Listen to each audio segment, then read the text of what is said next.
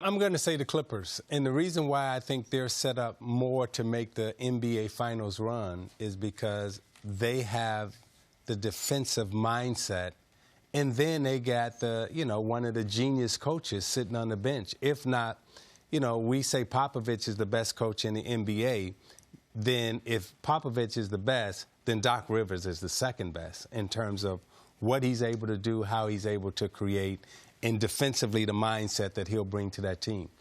When you're looking at Patrick Beverley, Leonard, George out on the perimeter, you arguably have the three best defensive players in the game on the perimeter in those three. And with Doc's mindset and the way he will bring that team together, what we saw them do last year, I think they are set up to win. And then when you talk about a rivalry, I mean, Patrick Beverley's going to start the rivalry, right? You got two Chicago guys, Doc Rivers and Patrick Beverley. They are going to pick a fight with the Lakers, and they want the fight.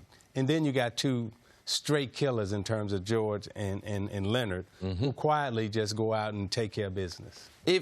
Are the teams close enough that if you flip-flopped Rivers and Vogel, it would change your opinion? Yes. So a lot of this is about one of the reasons we thought one of the best arguments the Clippers had in getting Kawhi was not just front office, not just ownership, not just the lack of the ram-by running things, but who's sitting on your bench. You got one guy in Doc Rivers who you're saying is maybe the second best coach in the game. He's already won a championship. He's gone on multiple deep playoff runs, came this close to winning a second championship, Game 7 finals with a lead against Kobe and Powell and the Lakers. And then on the other end, you have a guy who, even if Frank Vogel can have a much better third act of his coaching career than second act, he was the Lakers' fourth choice. We know that. Like, that is not speculation. We know that they went down a list of candidates. They got rejected at the altar by Ty Lue and then settled on Frank Vogel. So that, to me, is a totally fair question.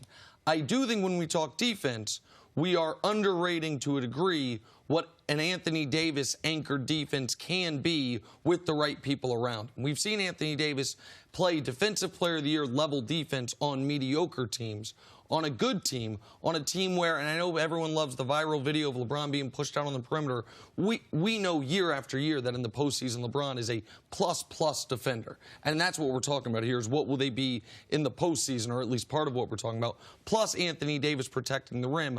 I don't think the Lakers are going to be a woebegone defensive team, but the Clippers should be the best defensive team in the conference, and they in Philly should jostle for the best defensive team in the entire league. If Jenna was coaching the Clippers, they would be the best defensive team. Yeah. Doc Rivers, you know, through your head-to-head, you know how Doc is as a person. Yeah. Patrick Beverley, Paul George, and Kawhi, they're all self-starters. You see how Nick went over the 82-game schedule. Oh, but LeBron going to play defense in 82 games. Yeah. Oh, really, after we get to the playoffs. That's one of the big differences is the mindset of these teams. The Lakers already have a mindset. You said it. We're going to play some defense when we get to the playoffs.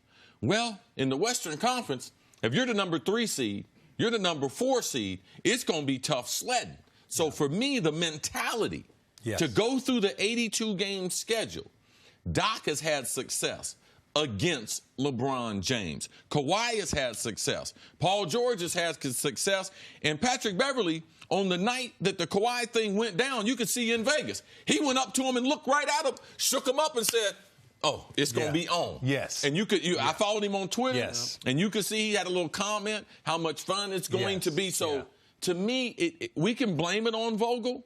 Because if Vogel, because he's a defensive specialist too, if he was coaching the Clippers, we would say, you know something? They're going to be one of the better defenders too. No matter what. So it's not just a Doc Rivers advantage. It's the mentality that team is going to have, Zeke, when they take the court. I believe that helps them get a better seed.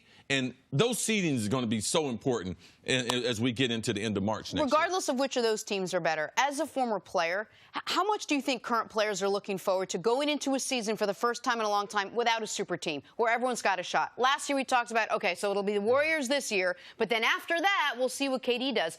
Now it seems like because of the decision Kawhi made, it's an open competition. Yeah, these two teams in LA are great, but it's a little bit more. Is that something more players will be looking forward to? I think it's something that players are looking forward to, and it's going to put a lot of pressure on the players now because now there's no excuse, right? Yes. It's like the last couple of years, a lot of the players The regular season wasn't that important. Yeah, and they just conceded. Oh, well, Right. so I'm just going to get my money. I'm going to get paid. I'm going to have a lifestyle. So I don't have to compete to be the best because this team is supposed to be better than me. But now everyone has a chance, so that means everyone has to raise their game. And I'm going to go back to your point about Doc Rivers because he brings the intangible to me.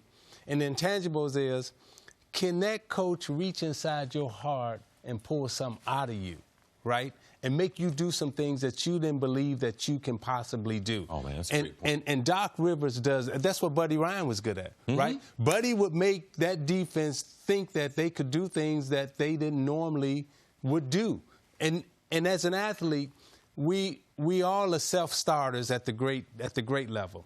But then you need to be pushed just a little harder to get that something extra out of you that you didn't think that you had or you knew that you had, right? And Doc Rivers, to me, has shown that he can do that. I think he'll be able to coach those guys hard, and I think they'll respect him. I don't know that about Frank yet. We don't get to talk basketball with you every day, so I want to ask you about something about LeBron, because all of this is a moot point if LeBron is not 27, 7-7, the guy we've seen over the last 15 years. That is just assuming, just baking in, he's going to have the best year 17 any player has ever had. There's only been 3 guys year 17 or later even averaged 20 points. Only 8 guys have averaged 15 points. He is, by the end of this season, probably going to have played 60,000 minutes. The only people who reach that threshold are Kareem and Karl Malone. Do you think we are still going to get, in year 17, is it realistic, that level of LeBron James, at least by the end of the season during the playoff? So real talk, right? LeBron James is good enough to get 27, 7-7, right? Now, he can go out and he can cheat the game and get those numbers, right? If LeBron James is just playing for the numbers, he'll get it every night. Now, if LeBron James is playing to win, right, he may not get 27, 7-7. He may end up getting 25 and 5, right? But because we judge so much on the numbers, we'll say, well, he's had a bad year, but he's been a better teammate, right? He's helped his team win more.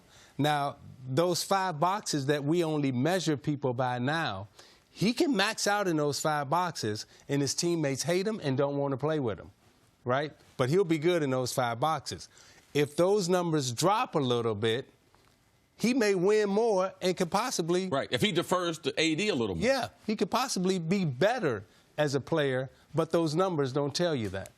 Thanks for watching. Subscribe here to get the latest from the show. Also, be sure to check out more of the best clips from First Things First, or go watch a few segments from our other shows on FS1.